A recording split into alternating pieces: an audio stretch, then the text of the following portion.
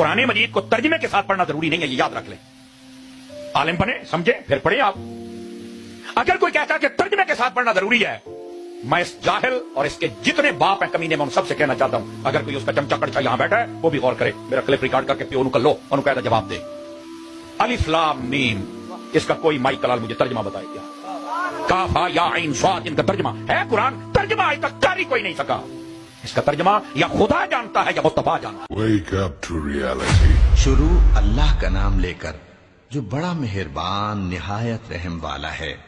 अलिफ लाम मीम सौद। ए नबी, ये किताब जो तुम पर नाजिल हुई है, इससे तुम्हें तंगदिल नहीं होना चाहिए।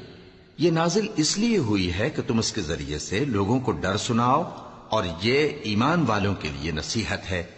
लोगों, जो किताब तुम पर तुम्हारे परवरदिगार के हाथ से नाजिल हुई है, उसकी पैरवी करो, और उसके सिवा और रफीकों की पैरवी न करो, और तुम कम ही नसीहत कबूल करते हो।